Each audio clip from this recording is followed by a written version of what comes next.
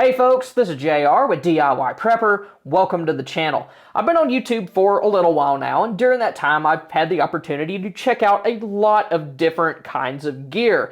And so today I'd like to take some time to share with y'all some pieces of gear that I would gladly buy again. Some of these pieces of gear are going to be inexpensive items that are very good at what they do, so it's good to have multiple of them to put in different places like kits or in your vehicle. Then there's other kinds of preps that are a little bit more expensive, but if they were to get lost, stolen, or just break down, I would want to replace them pretty quick just because they're so good at what they do. Then there's a third category of items that are just things that when I tested them out, I really liked them. And when it comes to water filters, Sawyers are very good to have multiples of. For example, if you look at the Mini or the Squeeze, you can have one of those for each member of your family to keep in bug out bags or kits, and they're pretty cheap. Most of the time, they're in the $20 to $25 range.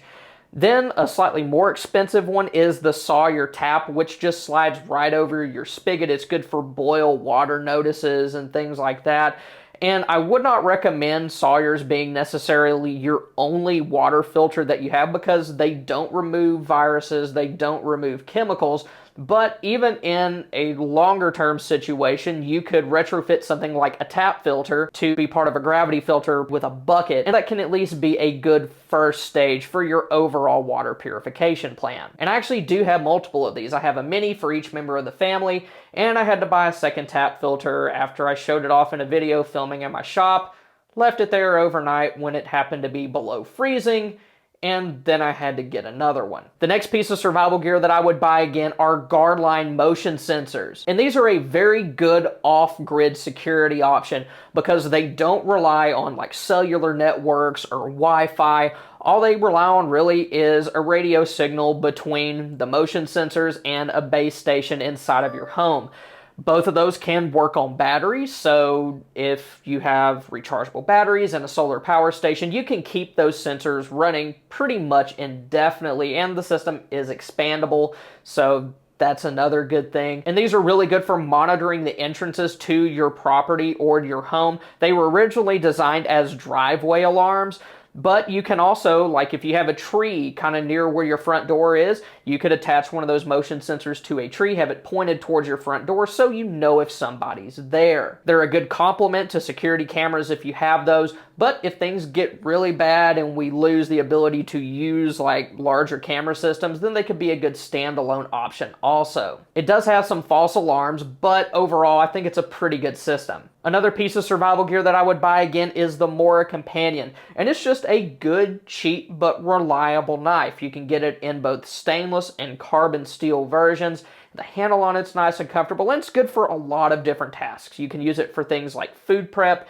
and it also does very well with more bush crafting, carving tasks, and things like that. But they're also cheap enough that you can afford to get one for each member of your family to keep in like their bug out bags, or you could also get a couple extras to keep maybe in the glove box of your car or underneath like some underseat storage. One really good piece of survival gear that I just picked up here recently is the Zippo hand warmer. I showed this in a video a few weeks ago. It just runs on normal lighter fluid that you could get anywhere. Stuff like Zippo lighter fluid, Ronsonol, I think that's how you pronounce the other one. It's a very good alternative to those disposable hand warmers. The larger one that I have, it can run for 12 hours. It'll do a good job helping you stay warm during a power outage, but also for more everyday things as well. Things like hunting, camping, and if you have a kid or a grandkid that's into football or some other kinds of sports and you're having to go out in the cold and watch them, then having something like that would definitely come in handy. Another piece of gear that's really impressed me is the Streamlight Siege. It can put out 540 max lumens and runs on 3 D-cell batteries. It can run for up to 30 hours on high, which is pretty good, but you can also get more time out of it using those lower light settings. One thing that I really like about it though is that it's easy to hang up in many different ways. It has D-rings on the top and the bottom, also has a handle that's designed so it's easy to hang on things like your towel rack if you're trying to take a shower during a power outage, or if you want to use it in something like a workshop as an overhead light, you can hang it upside down from a D-ring, take the cover off of it, and it'll really do a good job flooding areas underneath it with light. Another piece of survival gear that I would definitely buy again is the EcoZoom rocket stove. And the reason for that is that it's an excellent long-term grid down situation cooking option. It runs on just junk wood, like sticks that fall in your backyard, or if you have the Versa like I do, it can also run on charcoal. So that's nice if you're camping.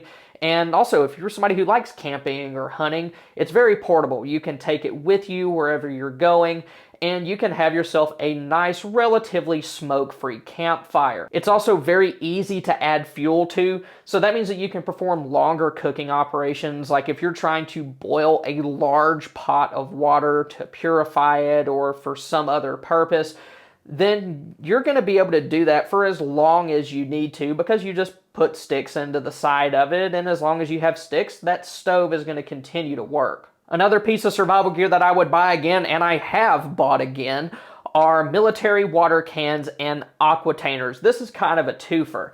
If you take the aquatainers, those are very good for just everyday use inside of your house. Since they have an included spigot, you're going to be able to do things like place them on the edge of a countertop to pour water for you to drink, or you could place it on the edge of a sink for different kinds of cleaning tasks. You could also rinse your toothbrush off that way, or even wash your hands. And then I like the military water can a lot for transporting water, just because they're so beefy, they're so tough, they're almost indestructible.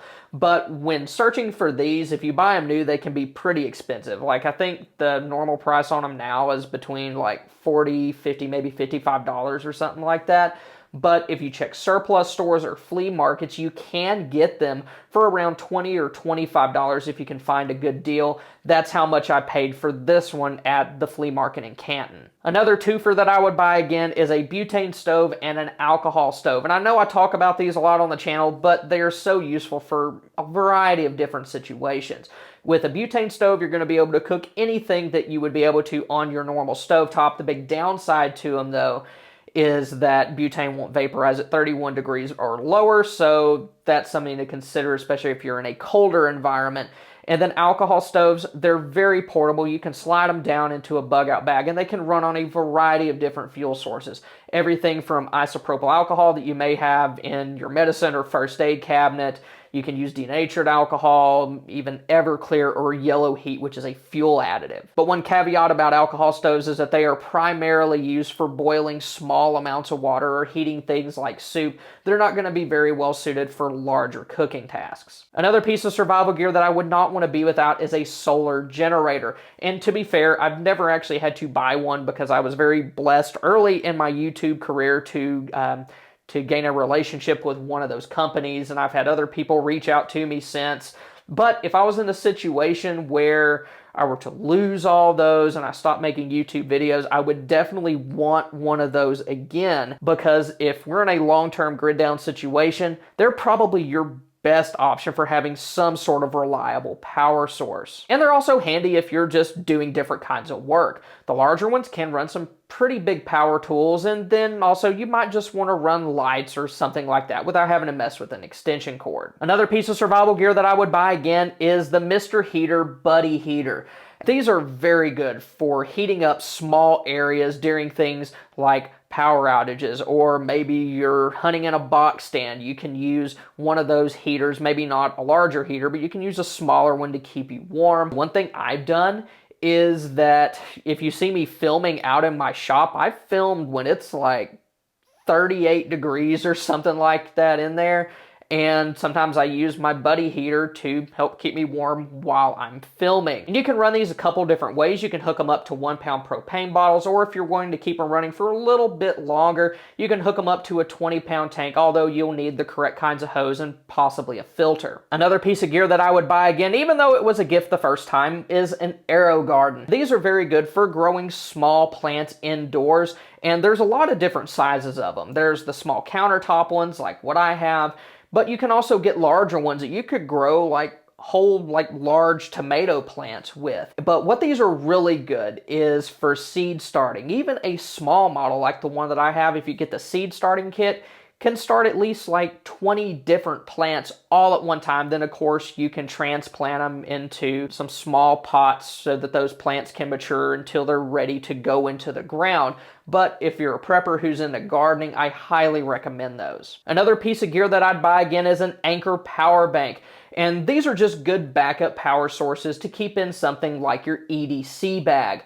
And they're going to be good, of course, for things like your cell phone, but you can also charge other USB devices like flashlights. And one thing that I use mine for personally is to keep my camera running while I'm filming these videos. Y'all might not know it, but there are times where I sound like an illiterate hillbilly while I'm talking, and I kind of have to keep the camera running for a while so I can get footage that's actually decent to put in the video, and the power bank kind of helps me with that. Another piece of gear that I'd buy again is a Faraday bag. And these are good if you're concerned about an EMP. You can protect electronics with those. But also, more practically speaking, if you have a vehicle that either has keyless entry or keyless ignition, then you can put your key fob inside of those at night to prevent somebody from hijacking the signal from that to steal your car. And I covered these and several other pieces of gear that you hope you never have to use in last week's video, and you can check that out by clicking here if you didn't see it. Thank y'all for stopping by. Y'all have a good one.